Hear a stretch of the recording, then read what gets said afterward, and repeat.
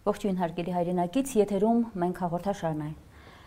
Պատերազմից 1 տարի անց բազմաթիվ հարցեր չեն ստացել իրենց պատասխանները։ Օրինակ, ինչու պատերազմից ժամեր անց Փաշինյանը խոսեց պարտության մասին,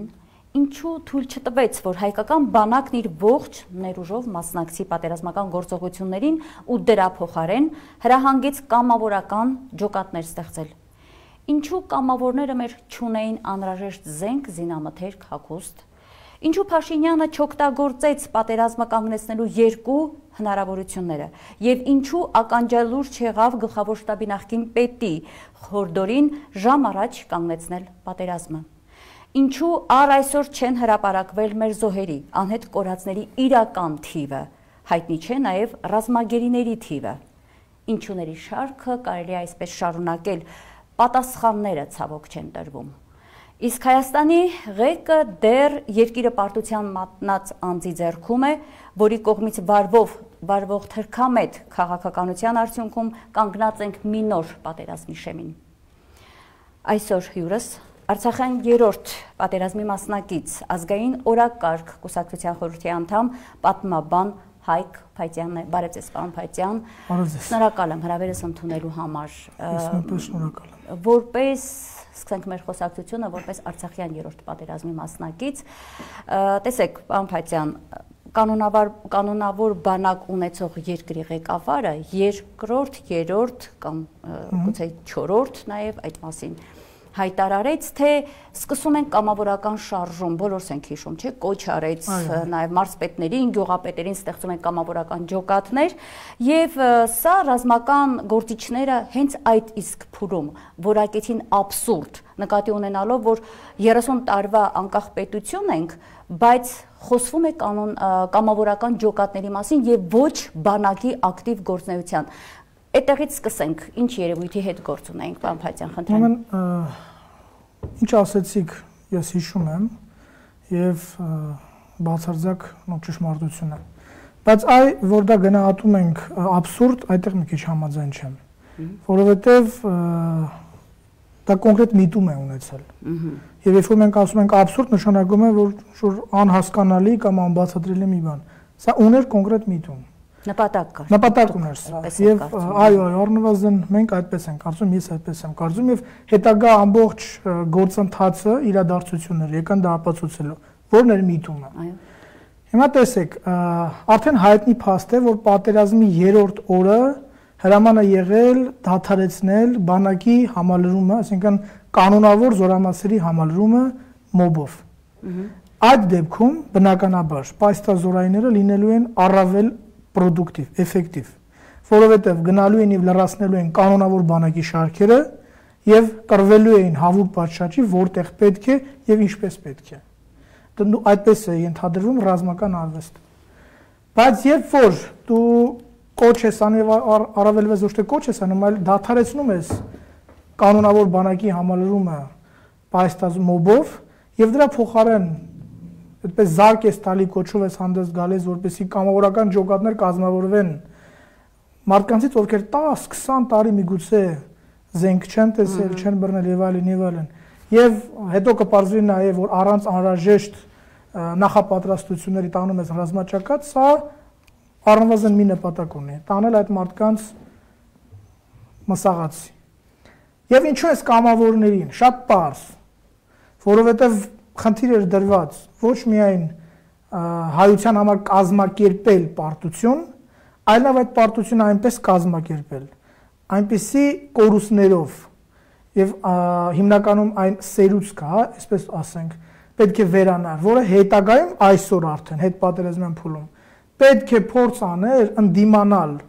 այն ամբողջ գործընթացներին, որ հիմա ընթանում են։ Շատ կարևոր բան ասացիք։ Առնվազն իմ դիտարկմամբ եւ մեր դիտարկմամբ այս հակապետական եւ հակազգային իշխանական համակարգի խնդիրը։ Եվ մենք մեկ անգամ չէ, հա, որ հայտարարել ենք ազգային օրակարգ կուսակցության ներկայացուցիչները, որ հայությունը տարվել է կազմակերպված պարտությամբ,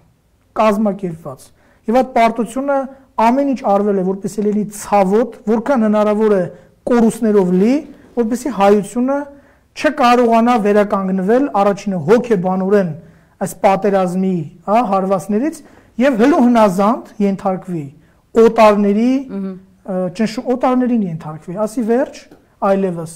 պատերազմը, ընդհանուր պատերազմը ավարտված է, որտեղ սա պատերազմի մի փուլ է, հա? Եվ մենք ընդունում ենք առնվազն, որ պատերազմի այս փուլում պարտվել ենք, ինչ-ինչ պատճառներով պարտվել ենք, բայց սա չի նշանակում, որ մենք պարտվել ենք ընդհանուր պատերազմում։ Որպես պետություն, որպես ժողովուրդ։ Որպես պետություն, որպես 30 Փաշինյանն այդպես է անում։ Եվ հենց այդ միտումն ուներ կոտրել կամավորական շարժումով դիմադրողական ուժը, որպեսզի հետ պատերազմյան շրջանում արդեն հայությանը ստիպել հարմարվել պարտվողականության հետ եւ որպես ազգ ընդհանրապես հրաժարվել ազգային նկրտումներից, ազգային պահանջներից, ազգային երազանքներից, քանի որ ինչպես ասվում էր արդեն 30 եւ ավել տարի մեր պաշտպանվածությունը մեր անպաշտպանվածության մեջ է եւ ազգային գաղափարախոսությունը կեղծ արժեք։ Ահա այն ինչ տեսնում ենք։ Տեսեք, պարոն Փայտյան, շատ կարևոր շեշտադրում արեցիք կամավորականների հետ կապված եւ ես բնականաբար մեր պատմության այսպես մի հետայացք, հա, դուք էլ պատմաբան եք հիմա, փորձենք մի փոքր դրան եւս անդրադառնալ։ Սա թուրքական ձեռագիր է։ Հայոց ցեղասպանության սկսման նախաշեմին ինչ արեց թուրքական իշխանությունը, ոչնչացրեց, հավաքեց եւ ոչնչացրեց մտավորականներին, որպեսզի ազգի առաջնորդողներ չլինեին, հենց այդ գաղափարախոսությունը տակ պահողներ չլինեին, եւ սա դարձյալ տեղի է ունենում, սակայն տեղի է ունենում հայաստանյան իշխանությունների ձեռքով։ Եթե ըստ ձեր շատ կարևոր վերլուծության մեր կամավորականներին հատուկ տարան մսաղացով անցկացնելու եւ դրանք ընտրյալ տղերքն էին, այո, նրանք այն տղաներն էին, ովքեր կոչով հենց առաջին երկրորդ օրը կամավոր գնացին առանց կոչի, այո, իդեպ ասեմ, որ դուք ինքներդ եւս մեր հերոստատիտողը թող իմանա, որ դուք ինքներդ այդ կամավորական շարժման մասնակից եք, համեստորեն չեք ուզում այդ մասին ասել, բայց պետք է ասել եւ շնորհակալություն, որ դուք նաեւ այդ տեսակն եք։ Ես կխնդրեմ պատմության այդ դրվագին եւս որպես պատմաբան անդրադառնալ։ Տեսեք, նորից որպես պատմաբան ես իսկապես հավատացեք, արդեն երկար տևական ժամանակ ես ում հասկանալ ինչպես մենք այս իրավիճակում հայտնվեցինք, որտեղ մենք շեղվեցինք։ Եվ այո, ես եւ մենք հանգում ենք այն կարծիքին, դրա վերաբերյալ հենց այս պայդրությամբ կոնսուլտացիաներ, հա, խորհրդակցություններ, աշխատանք են ընթանում, որովհետեւ մենք հասկանանք եւ այո, ձեր ասածը ոչ թե թուրքական, առաջի հերթին թուրքական կամ միայն թուրքական, ավելի շուտ այլ օտարներին բնորոշ քայլեր հայության նկատմամբ։ Եթե մենք պատմության ընթացքում տեսնենք, ցանկացած նվաճող օտար, որ եկել է Հայաստան, փորձ է արել հարվածել նրա դիմադրական ուժին, դիմադրողական ուժին, այսինքն բանակին, այսպես կոչված այդ ժամանակվա ազնվական դասին։ Եթե տեսնենք, արաբները եկան, կոտորեցին հայ նախարարական տներին, այց հետո մոնղոլներ, սելջուկներ, հետո կգան թուրքեր, բոլորը, ովքեր եկել են Հայաստան եւ Հայաստանը նվաճելու ծրագիր են ունեցել, առաջին հարվածը հասցրվել է հենց դիմադրողական ուժին։ Եվ դուք ասում եք, որ Հայաստանը իշխանությունների կողմից է դա իրականացում հիմա, եւ միշտ էլ դա կատարվել է, Նժդեհյան ասած, ներքին թուրքի, թրքացած հայի տականքի միջոցով է դա արվել։ Սա պատմության արդեն մի քանի 100 տարիների, եթե ոչ հազարամյակների ընթացքում ապացուցված ճշմարտություն է։ Եվ հիմա հենց դա է մեզ հետ կատարվում։ Մեզ փորձում են զրկել մեր դիմադրողական պոտենցիալից, որպեսզի մենք հարմարվենք, ենթարկվենք օտարներին, այդ օտարները կլինեն թուրքերը կլինեն, չգիտեմ, արևմուտքից կլինեն, ռուսները կապ չունի։ Մենք հրաժարվում ենք մեր ազգային իղձերից։ Սա է, որ դարերի ընթացքում կատարվել է, իդեպ սա է, որի դեմ հայությունը դուրս եկավ 80-ական, 90-ական թվականներին եւ ապացուցեց այն սերուցքը, իր հետ տանելով նաև արդեն, հա, ժողովրդին, այդպես կոչված, եւ ապացուցեց, որ հայությունը կարող է ունենալ ազգային իղձեր, կարող է 100-ամյա ընդմիջումից հետո հայկական երկրամասեր ազատագրել եւ ստեղծել ինքնուրույն պետականություն։ Բայց թշնամին գործում էր փաստորեն։ Եվ գործում էր 30 տարվա ընթացքում, եւ գործում էր հիբրիդային, մենք նույնպես դրա մասին բազմիցս բարձրաձայնել ենք, որ հայության դեմ տարվել է հիբրիդային պատերազմ, որ հակապետական համակարգը այս ամեն ինչի դեմ չի առել եւ վերջին արդյունքում ունեցել ենք այն, ինչ ունենք։ Շատ լավ։ Ես ուզում եմ մի փոքր մեջբերում անել կամավորականներից մեկը Պարոն Փաթյան, մի այսպիսի ձևակերպում տվեց, թե ինչ վիճակում էին այդ ժամանակ գտնվել մեր տղաները։ Անհրամանատար, անհաց, անջուր, անզեն, անտեր, անտիրական վիճակում էինք։ Տղաներին չէր տրվում անհրաժեշտ զենք, զինամթերք, անգամ բաճկոններ։ Այսպես Նիկոլը կոտրում էր մեր կամավորական շարժումը, որ հետո ոչ ոք կամավոր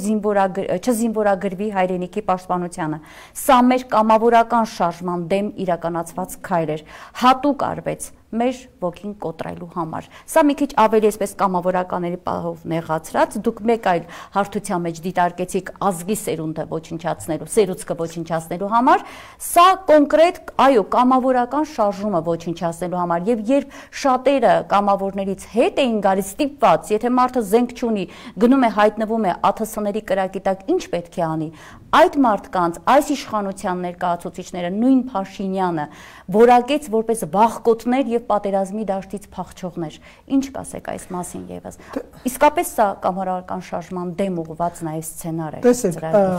այն ինչ ասվեց, այն համատեքստում էր, որ մենք խոսում ենք։ Հիմա Գնայք, եւ դուք եղել եք որպես կամավորական նաեւ այս վիճակում։ Հեսա դրանք անդրադառնում։ Ուրեմն ֆիզիկապես կամավորների հարցը այդպես լուծելուց հետո հաջորդ կարևորագույն խնդիր կա՝ ոգին կոտրելը։ Մենք գիտենք, որ 90-ականների Արցախյան առաջին պատերազմում այդպես կոչված, հա, Արցախյան առաջին պատերազմում տարված մեր հաղթանակը մեր ոգին բարձրացրել էր։ Հա, մենք չենք վախենում թուրք կոչվածից։ Շատ հայ տղաներ, հա, այսպես հենց լսում էին պատրաստակամորեն եւ այս պատերազմը ցույց տվեց, հա, վերջին, որ մենք հայ տղաները նետվում էին ռազմադաշտ։ Այսինքն ոգին ամուր էր, հաղթողի հոգեբանություն էր։ Այո։ Եվ հիմա հաջորդ փուլը կամավորական շարժման դեմ այդ ոգին կոտրելն էր եւ ցույց տալ ընդհանուր բոլորին, աշխարհին, հայությանը, որ հայ կամավորականները այն ուժեղ տղաները չեն, որոնց վերաբերյալ մենք պատկերացումներ ունենք։ Իրենք փախչող են, պարտվող են եւ անգամ չգիտեմ իր տիկինը մեկնեց, այսինքն ցույց տալու համար, որ կամավորներ չկան, ազգը, չգիտեմ, փախչում է եւ այլն, կոտրելու համար հայ զինվորի, հայոց անպարտ կամավորի կերպարը։ Սա էր ամբողջ խնդիրը, այդ կոչերի, որ չեն կռվում, որ կոչ են կալաչնել, ես ինքս կարող եմ իմ, հա, շրջապատից ասել, որը բավականին, այսպես, ասենք, փոքր չէ, գիտեք, քանի հոգի են պատրաստական եղել կամավորագրվելու, քանի հոգի է մեկնել տեղական զինվորական կոմիսարիատ եւ պատրաստակամություն հայտնել գնալու, դրանց մեջից շատերը չսպասելով, որպեսզի կազմակերպվի այդ ամեն ինչը պետության կողմից, որտեղ ինչպես հետո իմացանք պետությունը դա չէր կազմակերպելու հրահանգավորված, շատեր ուղակի տարբեր ձևերով, տարբեր ուղիներով գտնում էին եղանակներ մեկնելու ռազմադաշտ եւ հայտնվում են այդ իրավիճակում, որը որ ներկայացված էր։ Ինձ եւ իմ հետ, հա, մեր տղաներին մի փոքր այդ առումով բախտներս բերել էր ինչու, որտեղ մենք մեկնեցինք Արցախ դաշնակցական զորքերի նույն կամավորական ջոկատների կազմում, իսկ այնտեղ առնվազն կարգ ու կանոն եւ հա այդ կազմակերպչականը շատ ավելի բարի, շատ ավելի լավ վիճակում էր գտնվում։ Սնունդի բանի մասին չեմ ուզում խոսել, որովհետեւ բանակը այնտեղը չէ եւ ռազմադաշտը այնտեղը չէ, որտեղ որ պետք է մտածես ելակ ուտելու մասին։ Բայց առնվազն կարող եմ նշել, որ ռազմամթերքի առումով այո, մենք լավ ապահովված չենք։ Այդ զրահ-բաճկոններ ասվածը, որ հրահանգեց, ով ունի տանը հավաքեք բերեք, սա ինչ աբսուրդ էր։ Սա հերթական մեսիջներ, ընդ որում առաջին հայությանը, որ տեսեք, մենք չունենք ոչինչ, այսինքն մենք ոնց է հնարավոր, որ դու իլուր աշխարհի հայտարարես, որ ըստ էության դու չունես անհրաժեշտ հանդերձանք, որպեսզի քո կամավորներին կարողանաս ապահովել, սա ինչ է։ Սա ցույց է տալիս, որ տեսեք, թե ինչ վատ վիճակում ենք մենք, որ հետո հնարավոր լինի պարտությունը, ծրագրված պարտությունը արդարացնել։ Այո, այո։ Սա մարդիկ ասում են, դե չգիտա, անհասկանալով է անում բան։ Ես վստահ եմ, որ Փաշինյանի կողմից արված ցանկացած քայլ նախապես խորը պլանավորված, ծրագրավորված է։ Իր կողմից, չգիտեմ, բայց այն ինչ որ նա քայլերը անում է, դա ծրագրավորված է։ Եվ այդ ամեն մեկը ուներ իր հոգեբանական սիմվոլիկ թիրախները։ Ցույց տալ, որ չունենք, ցույց տալ, որ թույլ ենք, որ պատրաստված չենք, որ որ ինքը ի վերջո պետք է փրկի 20, հետո 30, հետո չգիտեմ թիվը ինչքան է ու հայտնվի որպես փրկիչ։ Փրկիչ։ Առանց հասկանալու, ես միշտ դրա մասին խոսում եմ, ինչպես է հնարավոր 35,000-անոց բանակը գցել շրջափակման մեջ։ Սա հասկանում եք, սա ինչ է։ Ու հետո ասել կապիտուլյացիոն ակտը ստորագրեցի, որ այդ 35,000-ին փրկեմ։ Սա անասկ 35,000-անոց բանակով կարելի է, չգիտեմ, ամբողջ ռազմաճակատը պահել եւ կռիվ տանել։ Եվ հետո, եթե դու ունես 35,000 զինվոր կռվող, առնվազն հյուսիսում։ Այո։ Բա ո՞նց թե չեն կռվում։ Բա ովքեր են 35,000-ը։ Այսինքն ամեն ինչ, եթե խորը նայում ենք, ուղղակի մեր հասարակության մի հատված, որը խոսում է հայերեն, բայց ըստ էության վերջի իրադարձություններն ապացուցում են, որ բովանդակությամբ հայ չեն, իրենք եւս հոգեբանորեն պատասխանելով այս իրավիճակին, նման արդարացումներ ընդունում են, որտեղ հակառակ դեպքում պետք է գործեն։ Հակառակ դեպքում, եթե դու չես ընդունում, հասկանում ես եւ բացատրում ես, վերելուծում ես, որ այնինչ ասվում է սուտ է, կեղծիք է, մանիպուլյացիա, դու դրա դեմ բան պետք է անես։ Պետք է ընդունես, որ դու թույլ չես։ Պետք է ընդունես, որ դու ի վիճակի ես կռվելու։ Այդ դեպքում դու պիտի գործես։ Այո։ Իսկ Հայաստանում ապրող մի ստվար հատված հայերեն խոսող ոչ հայ հարմարվել են այս իրավիճակի հետ, բայց ոչ հայությունը։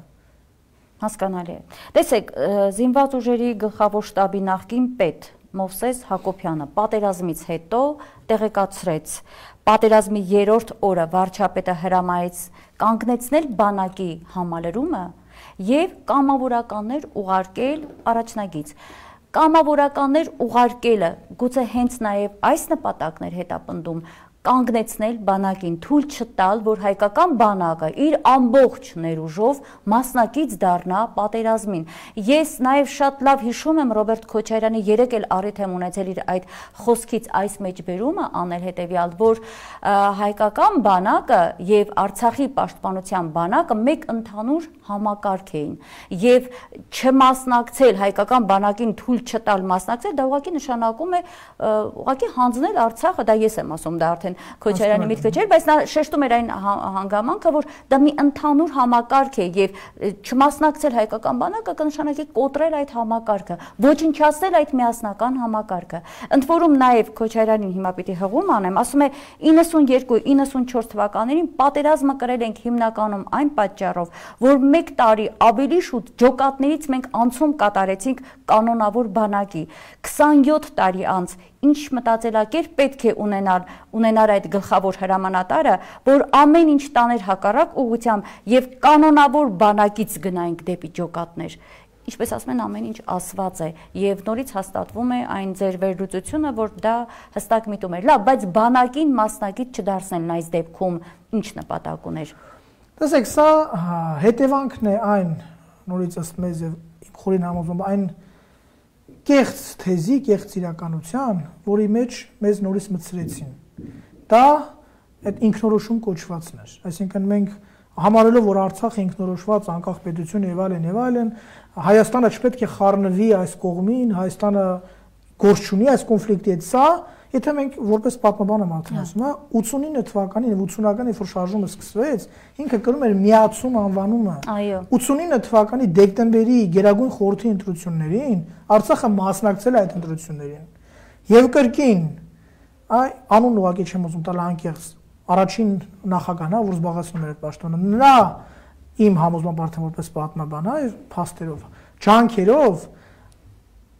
համահայկական այս շարժումը, որը իր հսկայական էներգիա էր գեներացրել եւ կարող էր իշահայության օգտագործվել, շեղելու համար կասեցնել հնարավոր չէր այդ էներգիան։ Պետք է շեղել։ Եվ ըստ էության այս հողահավաք process-ը վերածեցինք ինքնորոշում, մեզ մցրեցինք փակուղի եւ այդ փակուղիով շարժվեցինք 2 եւ ավել տասնամյակ։ Ի վերջո եկանք հասանք այն իմ համար օրինակ արդեն ցնդաբանական մոտեցման, որ եթե Արցախում հայերը պատերազմում են, Կոտայքի, Սյունիքի, Գեղարքունիքի հայերը չեն կարող մասնակցել, որովհետև մարդիկ ժամանակին ջանք չեն խնայել, որպեսզի այդ սեպը առաջացնեն։ Սա ծուղակ էր, որի մեջ մենք ընկանք եւ որի հետևանքները կրեցինք։ Սա հնարավոր չի եւ առավել եւս երբ որ հիմա արդեն որպես փաստ ասենք, որ Արցախյան այս վերջին պատերազմի ժամանակ թշնամու ԱԹՍ-ները եւ չգիտեմ, հա, այլ զինտեխնիկա, նաեւ Հայաստանի Հանրապետություն կոչվածի տարածքների նկատմամբ էին իրականացնում ոտնձգություններ։ Միջև անգամ ԱԹՍ-ն հայտնվեց, մենք ես այդ ժամանակ այդտեղ չեմ եղել, եթե չեմ սխալվում, Բալահովիտի երկնքում հայտնվեց օրենքից։ Այսինքն Թշնամին արդեն Հայաստանի Հանրապետության ինքնիշխան միջազգային, հա, բանով, ստատուսով տարածքի վրա էր հարձակվել։ Եվ այս իրավիճակում Հայաստանի չխառնվելը կամ չգիտեմ Հայաստանի զորքերի չմասնակցելը պատերազմին ընդդեմ հայության պատերազմին, որտեղ սա պատերազմ չի Արցախի դեմ, սա պատերազմ է հայության դեմ։ Եվ ասենք Մոնթեին մեջ բերել էլի չենք կարող։ Գուցե մասնագիտությունից է առաջին որ ես անհատա թողում եմ անում, բայց եթե կորցնենք Արցախը, կորցնելու ենք նաև շրջանում ենք մեր պատմության վերջին էջը, եւ սա չհասկացողը ինքը կամա թե ակամա գործում է հայության դեմ։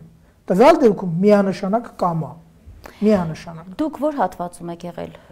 այդ պատերազմական գործողությունների ընթացքում որպես կամավորական, ասացիք, որ դաշնակցության ջոկատներում եք ընդգրկվել, բայց կարող եք որոշակի դրվագներ ասել եւ ինձ հիմա շատ հետաքրքրում է մեր տղաները այդ ժամանակ, կռվող տղաները զգում էին, նկատում էին, որ սա դավադիր պատերազմ է, որ իրենք ուղակի հայտնվել են ծուղակում։ Ուրեմն սեպտեմբերի 27-ին սկսվեց առաջին անհաջող փորձերից հետո զինկոմիսարիատից մեկնելու ես իմ ընկերների հետ կարողացանք այլ եղանակ գտնել եւ դա դաշնակցական ջոկատների կազմում էր։ Նորից դա էլի իպատիվ, այդ տղաների իրենք միջև ռազմաճակատ մեկնելը կազմակերպում էին նախապատրաստական աշխատանքներ։ Մենք երևի մի 10 օր, եթե չեմ սխալվում, նախապատրաստվեցինք, այսինքն, չգիտեմ, ռազմական գոնե ինչ-որ չափով իրավիճակին պատրաստվեցինք եւ հոկտեմբերի 12-ին, եթե չեմ սխալվում, գուցե 1-2 օր սխալվեմ, մենք մեկնեցինք Արցախ հյուսիս, Մարտակերտի շրջան, մոտ դեպի Եղնիկներին։ Այդտեղ մոտ 2 շաբաթ մարտական հերթապահություն իրականացրեցինք, որից հետո մենք եկանք, մեր տղաներից ոմանք նաև մասնակցում էին այլ տեղերում, այլ ջոկատների կազմում։ Դրանից հետո արդեն լուրեր էին, արդեն այդ իրավիճակն էր, որ առնվազն ես դրա մասին այդքան տեղեկացած չէի, որ վտանգված է արդեն Հայաստանի հարավային սահմանը, Սյունիքը։ Եվ դաշնակցական մեկ այլ ջոկատի կազմում մեկնեցինք Սյունիքի սահմանները պաշտպանելու եւ երբ որ մենք տեղ հասանք, ըստ էության հասանք այն ժամանակ, երբ Սանասարը, կներեք, Կովսականը, եւ ասենք նաեւ թուրքական անվանումը, որպեսզի վստահ եմ, որ շատերը մեզանից չգիտեն թե Կովսականը որն է, ու կասենք նաեւ թուրքական անվանումը, որ արդեն կօգտագործենք Կովսական անվանումը, Զանգիլյան։ Մենք հասանք այն ժամանակ, երբ արդեն Կովսականը ընկել էր եւ մեր աչքերի առաջ էր։ Այսինքն այսօրվա դիրքերից այսօրվա մոտ 15-20 կիլոմետր դեպի Կովսական Միշնավան Ընկել էր թե տվել էին, կներեք, ինչ զգացիք այդ ժամանակ։ Ոչ միայն Կովսականը, այլ նաև ամբողջ Արցախը տվել էին եւ տվել են։ Այդ առումով ես որևէ այտենց առանձին, բան չեմ առանձնատուկ չեմ նշում։ Երբ որ ասում եմ ընկել են, կարող ենք հասկանալ, որ տվել էին, այո։ Երբ որ մենք տեղ հասանք, արդեն այդ իրավիճակն էր, եւ այնտեղ մենք երբ որ հեռադիտակով նայում էինք, ըստ էության երևի մի քանի տասնյակի հասնող սիրիացի վարձկաններ էին, ովքեր ուղղակի թալան էին կատարում եւ մեր հետ կային նաեւ տղաներ, ովքեր հենց կովսականցի էին եւ իրենց աչքերով տեսնում էին իրենց իսկ տների թալանը։ Եթե այդ պահին կազմակերպեր հարձակողական գործողություն, հնարավոր էր հետ բերել դուրս շպրտել Թշնամուն։ Ես ասեմ այնքան ինչքան ու կարելի է եւ ինչքան նաեւ ես տեղեկացված եմ։ Ուրեմն այդ ժամանակ մենք ինչով էինք զինված։ Մենք չունեինք, ինչ ունեինք դա չասեմ, բայց մենք չունեինք ծանր հրետանի, որը մեզ կաջակցեր։ Չունեինք այդպեսի բան, հա, հրետանի։ Մեզ համար եւ մեր հրամանատարի համար, որը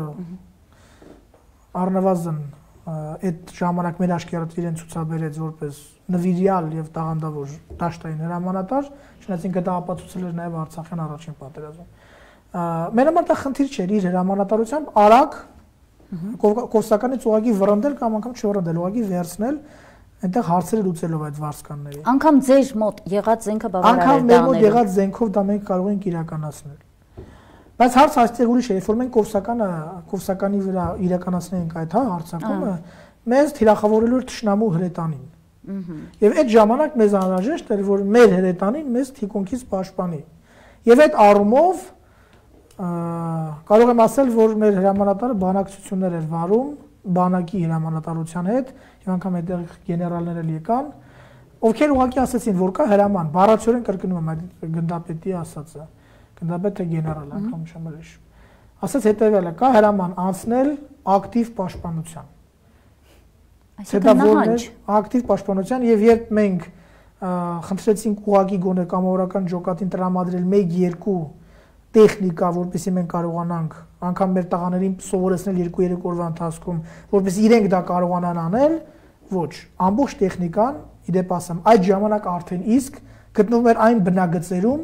որտեղ հիմա էր։ Այսինքն մենք կամավորական ջոկատով եւ մեր հետ այնտեղ նաեւ տեղական, Սյունիքի տղաներն էին։ Գտնվում ենք 15 կիլոմետր առաջ, թույլ չտալով որպեսզի թշնամին գա մոտենա Ղափանին եւ Սյունիքին։ Մեր հրետանին գտնվում էր մեզանից եւ կանոնավոր բանակն արդեն անգամ գտնվում էր 15-20 կիլոմետր հետ։ Սա արդեն խոսում է իսկապես հերթական շատ կարևոր փաստը բերեցիք, որ պատերազմը ծրագրված էր, որ պետք է հետ նահանջ լիներ եւ հանձնել մեր տարածքները։ Մեր ով եկավ այդտեղ բանակի ներկայացուցիչ մեզ քարտեզով ցույց տրվեց, որ ըստ էության մենք 3 կողմից շրջափակման մեջ ենք։ 3 կողմից։ Եվ նորից ասում եմ, հայ կամավորի ոգին, եւ այստեղ իսկապես ուզում եմ դիմել, ես դրա հետ կապ չունեմ անկեղծ, բայց հայ կամավորի ոգին անհնար է կոտրել, որտեղ անգամ այդ իրավիճակում ես այնտեղ եմ եղել, հայ կամավորը որոշում կայացրած, թողնվեց հայ կամավորին, որոշում պիտի կայացնի։ Հետևից աջակցություն չկա։ Դեմը թուրքն է, կողքը թուրքն է, այստեղ թուրքն է։ Նահանջի թե մնա։ Եվ հայ կամավորի որոշումը ո՞րն էր։ Մնա։ Հայ կամավորը մնաց այդտեղ։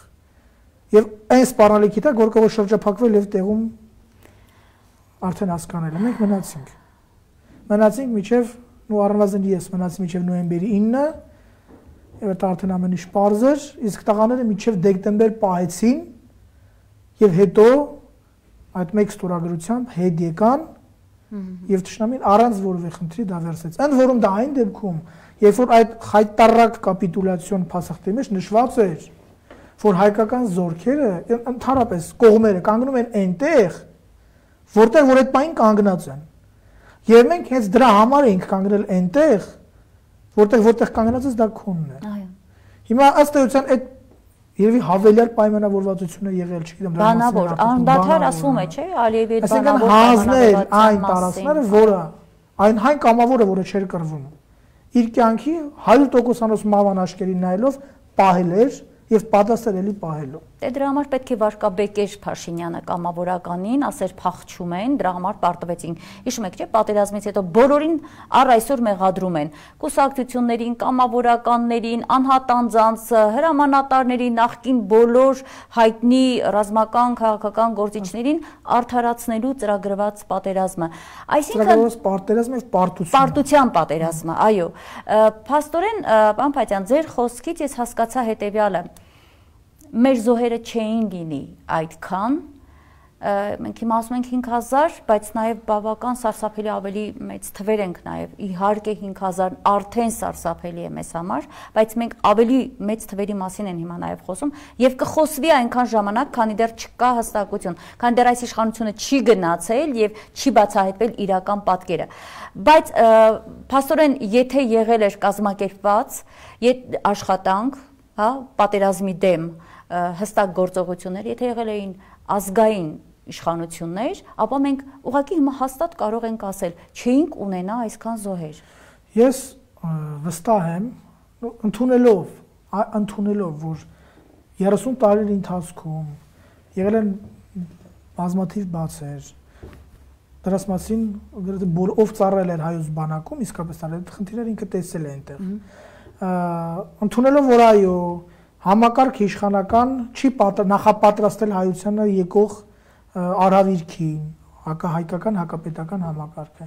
բայց միանշանակ փաստ է, ինձ համար առնվազն, որ եթե Հայաստանի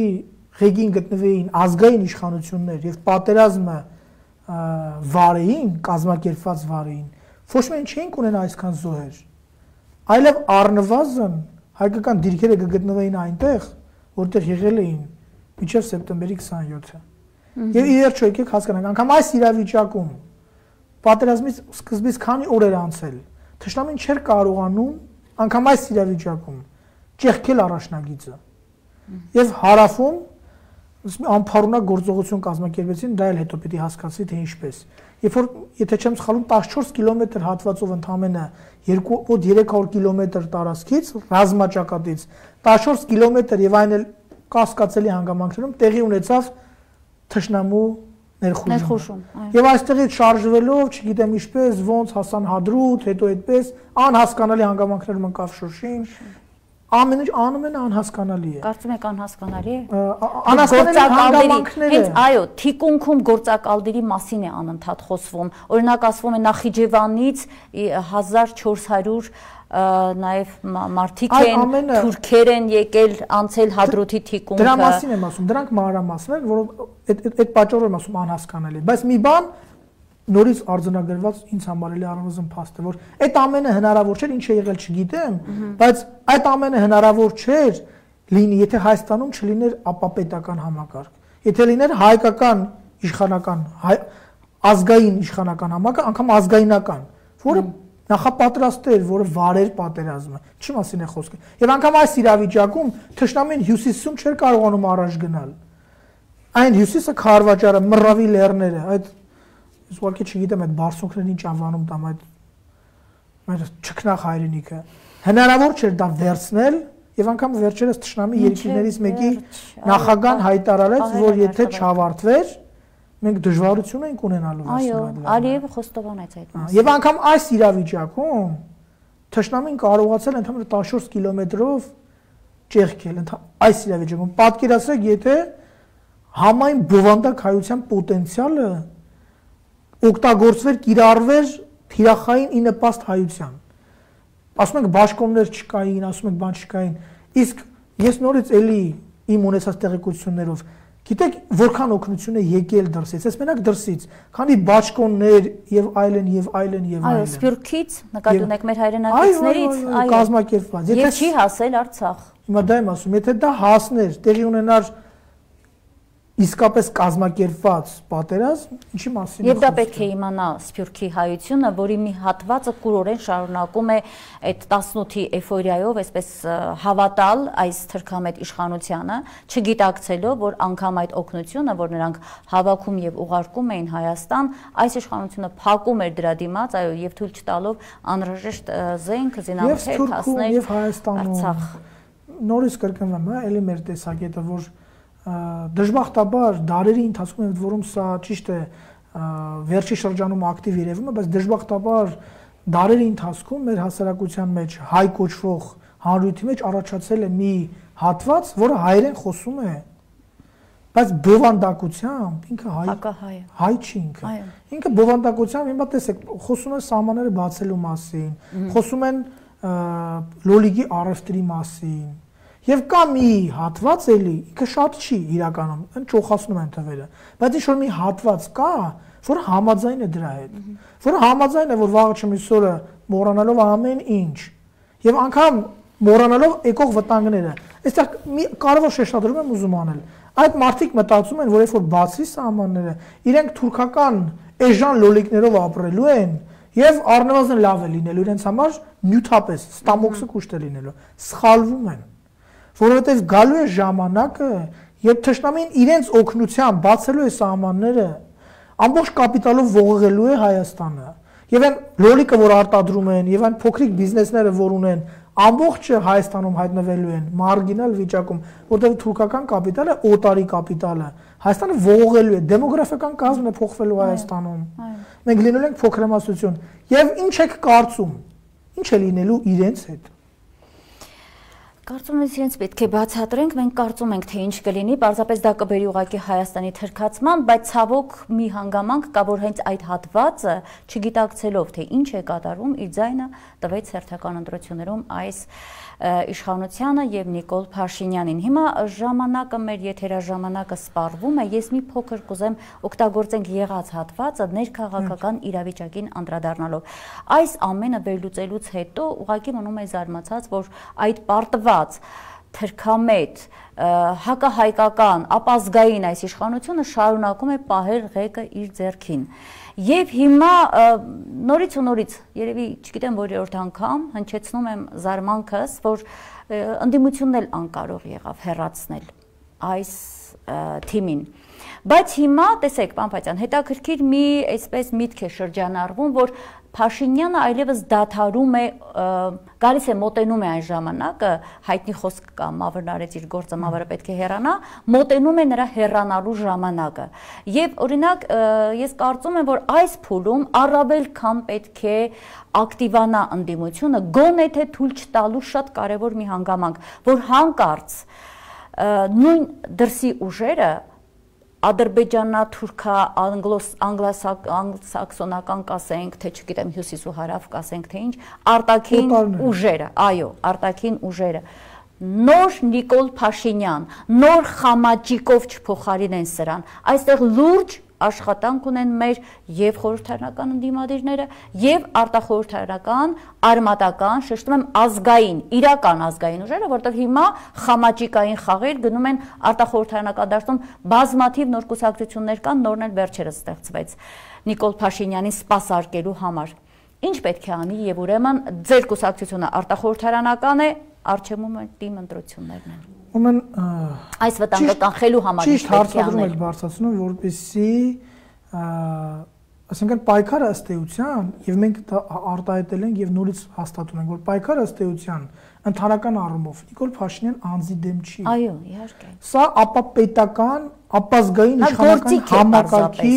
դեմ է, որը Հայաստանում գործում է արդեն տարիներ։ Հիմա որպեսզի սա այս համակարգը չվերարտադրվի ինչ որ մեկ այլ ֆիգուրով մենք հայությունս պետք է հասկանանք, որ մենք կանգնած ենք ազատագրական պայքարի անխուսափելի անհրաժեշտության առջև։ Հայաստանը օկուպացված է օտարների կողմից, այդ օտարները տարբեր են եւ նրանց շահերը սպասարկող ներքին ապապետական համակարգի կողմից։ Հիմա ասում եք չհաջողեց։ Մեր կարծիքով ապապետական համակարգի դեմ պայքարը ավարտվում է անհաջողությամբ հիմնականում այն պատճառով, որ մենք չենք գիտակցում մեր հիվանդությունը որն է։ Այսինքն մենք պետք է հասկանանք, որ օրինակ, եթե պատկերացրեք 1890-ական թվականներին, պատկերացնում են, որ պատմաբանենք նորից գնում ենք այնտեղ։ Աբդուլ Համիդ Սուլթանը Հայաստանում կազմակերպում էր ընտրություններ։ Եվ հայությանն ասում էր, եկեք սահմանադրական եւ այլն ճանապարհներով բան անենք, տենենք դուք ինչ եք ուզում։ Հնարավոր է, որ Հայաստանը օկուպացրած օտարները թույլ տան Հայաստանին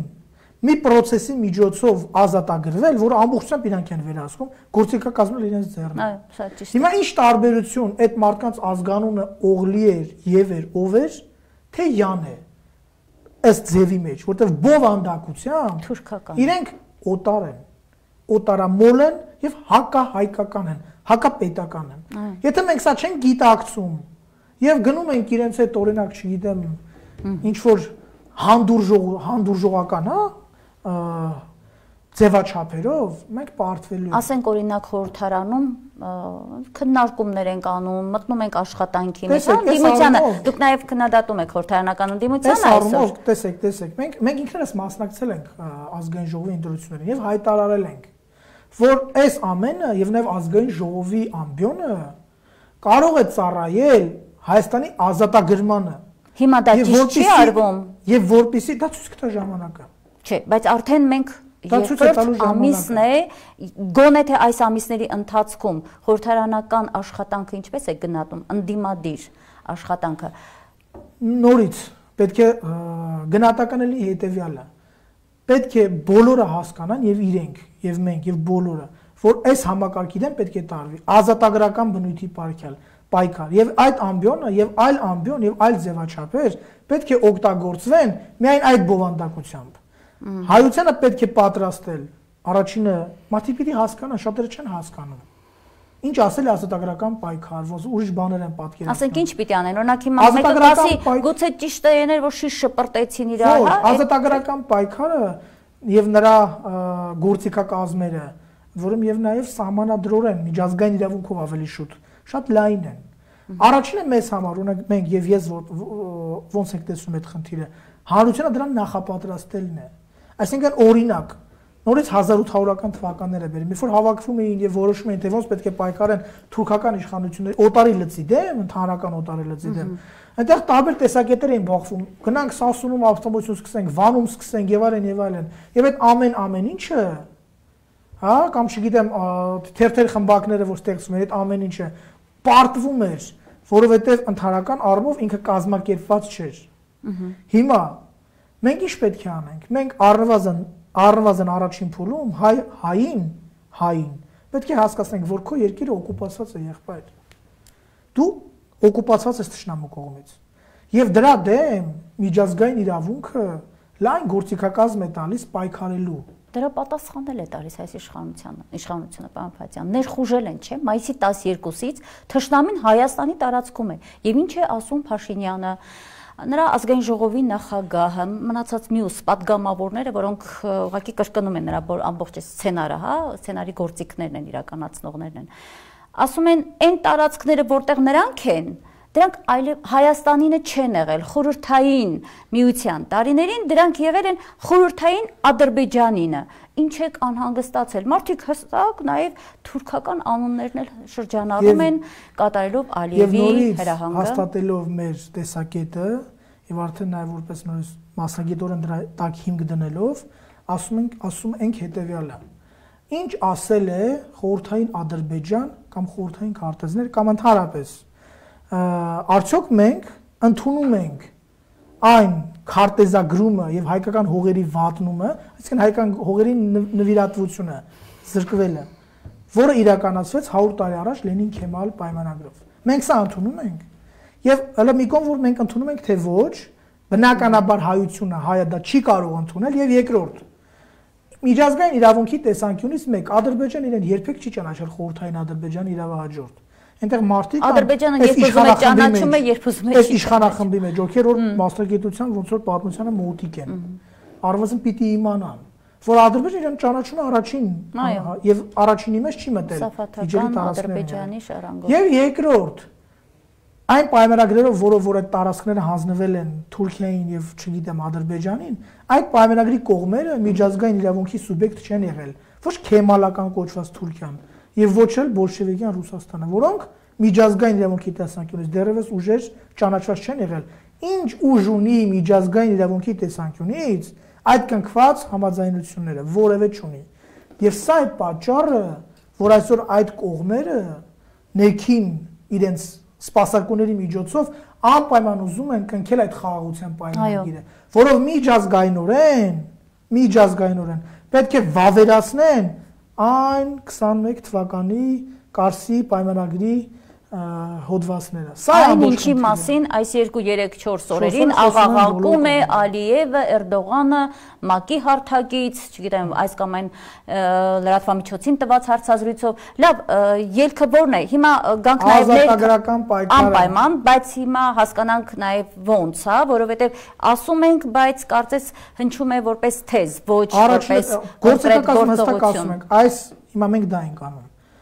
գործիքակազմերից մեկը, որքան հնարավոր է մամուլով, որքան հնարավոր է ձեր միջոցով եւ մյուս բոլոր ձեր պատասխանատու եւ պատրաստ, հա, գոլեգաների միջոցով պետք է թմկահարել սա։ Հանրությանը պետք է մենք սկսենք հետ բերել, հասկացնել, որ դու գտնվում ես այս իրավիճակում, պետք է համախմբվես։ Առանց այս համախմբումը կազմակերպելու, առանձին հատվածների տանել եւ արդեն գիտակցած պարտության, դա կոտրի հայության, պետք չէ դա անել, պետք է սпасել որպեսի հայության, գոնե հայություն կոչված հանրույթի հայության մեծ մասը սա գիտակցի։ Սա մեկ, երկրորդ, որպես կուսակցություն դուք նշեցիք եւ ես վերահաստատում եմ, որ մենք մասնակցում ենք նաև տեղական ինքնակառավարման մարմինների ընտրություններին եւ այս համատեքստում նույնպես օրինակ Գորիսում ասում ենք ընտրությունը շատ պարզ է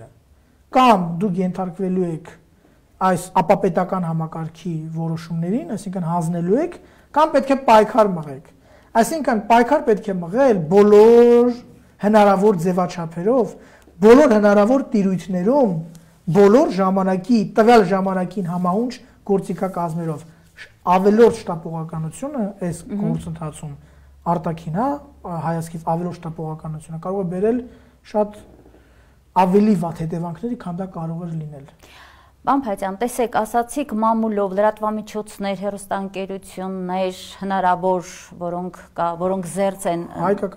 իշխանության, այո, ազդեցությունից ժողովրդին հասցնել խոսքը։ Նախ ասեմ,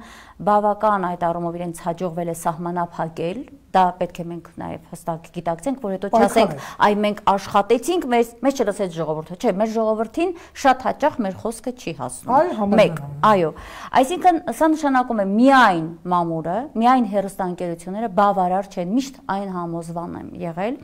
որ տեղերում ընտրությունները աշխատել, այո, ուղղակի պիտի գնալ դեպի ժողովուրդը եւ թիմը այս առումով տեղական ինքնակառավարման մարմինների ընտրությունները լավագույն հնարավորությունն են գնալ եւ տեղերում աշխատել։ Թեպետ նորից պիտի ասեմ ինքս ինձ նաեւ հակադրվելով հետեւյալ առումով, որ պետք չէ երբեք դեպի ժողովուրդ գնալ ընտրությունից ընտրություն։ Դա մեր քաղաքական ուժերի մեծագույն թերությունն է։ Այդ աղանդավորը, այո, տեսեք, պարոն Փայտյան, աղանդավորը սերամոլները, չգիտեմ դրանց ինչ անուն տալ, ապազգայինները, դրանք տարին 12 ամիս աշխատում են մեր մարզերի բնակիչների վրա, աշխատել են տասնամյակներով, եւ ես բազմաթիվ անգամ նաեւ իմ եթերից մարդկանց ասել եմ, որ դուք մեղադրում եք հայ ժողովրդին, մի հատ պատճառները հասկացեք, հա, նրանք աշխատել են դրսի, այդ թվում նաև թուրքական փողերով աշխատել են մեր ժողովրդի մտածողությունը փոխելու վրա։ Իսկ ինչ են արել հայկական քաղաքական ուժերը 5 տարին մեկ գնացել են բարև ձեզ, եկել ենք մեզ ընտրեք, իսկ նրանք բնականաբար չէին կարող իմանալ ովքեր են եկողները։ Ճիշտ է, բացարձակ ճիշտ է առնվազն ինձ համար, եւ սա կոչվում է հիբրիդային պատերազմ հայության դեմ։ Եվ հենց սկզբից անդրադարձա դրան, որ հիբրիդային պատերազմը հայության դեմ տարվել է 2 եւ ավել տասնամյակ եւ Հայաստանում ձևավորված կորպորատիվ կուզեք իշխանական հակահայկական համակարգը դրան անուշադրության է մատնել, որովհետև իր էությամբ ազգային եւ ազգայնական չի եղել։ Հիմա նորից ասում, ազգային օրակարգ կուսակցությունը այսօր եւ իր ձևավորման օրվանից անում է այն, ինչի մասին մենք այստեղ խոսում ենք։ Պետք է հնարավորություն կա օգտագործել ազգային ժողովի ամբիոնը, ինքը գնում է այնտեղ օգտագործելու։ Կստացվի, լավ, չի ստացվի, ոչինչ։ Գնում է տեղական ինքնական, կստացվի շատ լավ։ Գնում է մարդկանց հետ հանդիպելու։ Ձեզ մոտ ամեն տեղ, որտեղ հնարավոր է, որ հայությանը նախապատրաստենք եւ հասկացնենք եղելությունը, արճակատենք իրականության հետ, մենք դա անում ենք։ Ամեն մի փուլ ունի իր գործիքակազմը եւ իր թիրախային նպատակները։ Ընդհանրական նպատակը հայության ազատագրումն է օտարների լծից։ Եվ մենք դա հաջողելու ենք։ Իդեպ հաշվի առնելով նաև շրջաներում արկա ժողովրդի տրամադրությունները, մարդիկ հիմա այն մեծ շոկից հետո կարծես փոքրինչ այսպես թափվելու ընթացք է փորձում են վերլուծել, հասկանալ, այս ինչ կատարվեց, չէ՞, ուժեղ հարվածից հետո ցնցում եղավ շատ ուժեղ պատերազմներ, դա արյուն, սարսափելի ծանր։ Հիմա մարդիկ ուզում են հասկանալ ինչն է, այ հենց այս պահին է, որ պետք է ազգային ուժերը գնան եւ մարդկանց բացատրեն ինչ է կատարվում։ Եվ այն ինչ որ հիմա մենք խոսում ենք, հավատացեք, որ դա տեսում են նաև օտարները, եւ բնականաբար դա իրենց եւ դա իրանք տեսնելու են, մի մտածեք, որ մեր խոսալով է, իրանք դա տեսնելու են, հարց ուրիշ է, որ մենք մեր հասարակությանը պետք է հասկացնենք, որ այս ամենը հաշվի առնելով ստեղծվելու են, ի հայտ են գալու fake, այո, խամաճիկները, ուժեր, ովքեր որ փորձելու են այս իրավիճակում եւ գիտեք ինչպես են անում, դա հիմնականում ինչպես է կատարվում։ Մեր ներքին քննարկումների ժամանակ, երբ որ մենք սա քննարկում էինք, մեր քննարկումները բավականին թեժ են, ես հենց այդ հարցը բարձրացրեցի, որ չէ որ միգուցե պետք է եւ այլն, հա, հենց այս պահի դրությամբ անել, եւ մեր կուսակցության խորհրդի նախագահ պարոն Արա Հակոբյանն ինձ ասեց հետեւել, եւ դա ինձ համար իսկապես դարձավ հիմնավորիչ փաստ, որ երբ որ երրորդ մակարդակի վրա գտնվող ալիքի արչեւ խնդիր ես դնում, որ ի վիճակի է լուծելու 9-րդ մակարդակի ալիքը, չի կարող։ դա դու ոչ միայն չի կարող, դու այնով այդ էներգիան տանում ես եւ վախենում ես, եւ ավելի վատ իրավիճակ է ստեղծում։ Եվ հենց օտարները կարան դա անեն, հասկանալով, որ այս ալիքի աստիճանական աճը մեր ջանքերով նաեւ հնարավոր չի կասեցնել, դա կփորձեն շեղել։ Մարդիկ կգան, ովքեր որ, չգիտեմ, ինչեր կասեն եւ այլն, եւ դա կտանեն ու կմսխեն։ Իսկ այսօր մեր դրությամբ Եվ կան այդ մարդիկ, եւ ստեղծվեցին օրերս, ես պիտի հիմա ասեմ, որովհետեւ գիտեք ինչու եմ ես սիրում մանավանդ այս ընթացքում խոսել անվանական, որովհետեւ ժողովուրդը երբ հիմա որպես լրագրող էլ շփվում եմ մարդկանց հետ, ասում եմ ինչու չտվեցիք այն ժամանակ կանոններ, անկեղծ ասած տվել եմ ինքս, միշտ եմ գրել անգամ հրապարակային, թե նաեւ Facebook-յան հարթակն օգտագործելով, բայց միշտ ասում են դուք չտվեցիք կանոններ, մենք էլ չիմացանք օրինակ ով էր Նիկոլը եւ իր թիմը։ Հիմա ես պետք է ասեմ ժողովուրդ ապրելու երկիր, այս կուսակցությունը հիմա ինձնից կուզեն նեղանան, կուզեն չէ, ես իմ ժողովրդին պետք է իրազեկեմ։ Ֆինանսավորվում է ռուսաստանցի միլիոնադեր Ռուբեն Վարդանյանի կողմից եւ կատարում է Փաշինյանի պատվերը, որպես խամաճիկ ընդդիմադիր դաշտում հանդես գալու համար, կա նաև շատ մեկ այլ վտանգավոր ծայրահեղ սասնածռեր, որոնք ազգայինի դիմակի տակ են հանդես գալիս, հիմա այս երկուսի անունը ես տվեցի, զգուշացնելով։ Ես ձեր ասացինք ավելի մեդևել է, առանց անուններ տալու դեպքում ես։ Չխուսափենք անուններ տալու։ Պետք է համակարգային բան եմ ասում, հետևյալն է, նայեք մարդկանց կենսագրությանը, նայեք այս մարդիկ ինչ են արել իրենց ամբողջ կյանքում, ինչ գաղափարներ են տվել, ումն են ծառայել։ Եվ օրինակ, չի հնարավոր չի, որ օտարացին, ապազգային, հասարակական կազմակերպությունների կամ չգիտեմ ինչ-որ կազմակերպությունների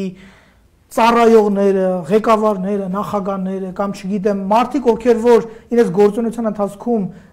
ծառայել են օտարներին եւ գիտակցաբար, մեկ էլ հանկարծ ու հանկարծ գան ու դառնան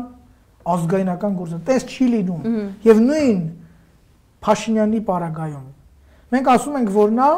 չգիտեմ, ժողովրդին մոլորեցնում է, մանիպուլացնում է, բայց ընդհանրապես դրա համար պետք է որ հայը, գիտակցող հայը, մեծ նայի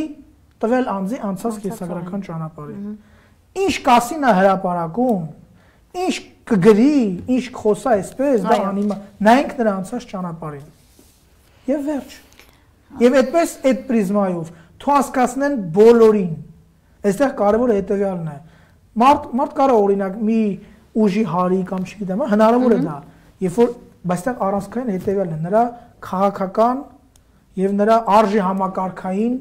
սկզբունքները։ Անփաճան մի շատ ճիշտ եք ասում, բայց մի փոքր, այսպես հակադրվել, չեմ հակադրվում, պարզապես ասում հետևյալը, շատ դժվար է սովորական մարդու համար, սահմանային հատվածում ապրող, դժվար է նստել, կարդալ, տեսնել ուղին ոնց է, Նիկոլ Փաշինյանը որտեղից եկավ, արդյոք համալսարանը ավարտել էր թե չէ, ինքը Լևոն Տեր-Պետրոսյանի այդ կեղծ օրակարգերի կրողներ թե չէ, Արցախի հետ կապված ոնց էր մտածում, հավատացնում եմ, դա շատ բարդ է, սովորական հայ մարդու, որն առավոտ վեր է կենում, մտնում է իր գոմը, իր կովերին տեր լինելու համար, իր համար ուղղակի դժվար է դա, պարզապես պետք է հայ մարդուն պարզ բաց ասել, ժողովուրդ, այս մարդը սա է ասել, որից հետո սա է ասել, լավ ճանաչեք, ընտրության գնալուց առաջ։ Միանշանակ եւ մեկ բան էլ։ Առնվազն առաջին փուլում կարծում եմ, որ այս ամենը պետք է մենք օգնենք հասկանալ հատկապես այն մարդկանց, ովքեր որ ակտիվ են քաղաքական առումով, իրենց հասարակական առումով, գտնում են դեգերումների մեջ եւ գուցե նաեւ սխալվում են։ Առնվազն այդ մասին, որոնք միանշանակ ազգային են, թե չէ այդպիսի ակտիվներ կան, որոնք ապազգային են, իրենց հետ անկեղծ մենք այս առումով հույսեր չեն կապում։ Ընդհանրապես պետք է առաջի հերթին համախմբել այն մարդկանց, ովքեր էությամբ ազգային են, ովքեր պատասխանատու են եւ օրինակ գիշերը չեն կարող հիմա քնել։ Հիմա անկեղծ քանի հայ կա, որ այսօր գիշերը պարկում է քնելու եւ քուն աշկերին մոտ չի գալի։ Մի տարիա չի քնում ինքը։ Ես կարծում եմ, որ այդպեսիք շատ են համախմբել է պարզապես պետք է։ Հիմա այդ մարդկանց խնդրում եմ, կոչ եմ անում, հորդորում եմ, որպեսզի իրենք այս գունապնակի մեջ նայեն մարդկանց անցած ճանապարհը, որտեղ իրենք դա անում են։ Առնվազն այս պրիզմայով հասկանան եւ հետո նոր հասկանան։ Երբ իրենք կհամախմբվեն, իրենք կմիավորվեն ազգային գաղափարաբանության շուրջ, այն ձեր ասած մարդիկ, ովքեր որ առօրյա խնդիրներով են զբաղվում, իրենք նման խնդիր չեն ունեն, իրենք կգնան ազգայնականների հետևից։ Նորից ու նորից արձանագրենք համախմբող ուժ է պետք, ազգային գաղափարաբանության, ազգայնականության շուրջ եւ կուսակցություններ, որոնք կօգնեն այդ համախմբման իրականացմանը։ Շնորհակալ եմ շատ հետաքրքիր հարցազրույցի համար։ Կարծում եմ մենք դարձյալ առիթ կունենանք հանդիպելու մանավանդ թիմ ընտրությունների նախաշեմին, իսկ դա շատ կարեւոր է հերթական մեսիջները մեր ժողովրդին ուղարկելու համար։ Շնորհակալ եմ։ Շնորհակալ եմ ձեզ նման հնարավորության համար։ Հիշեցնեմ, այսօր իմ հյուրը Արցախյան երրորդ պատերազմի մասնակից ազգային օրակարգ կուսակցության խորհրդի անդամ պատմաբան Հայկ Փայտյանն էր։ Լավ եղեք, կհանդիպենք։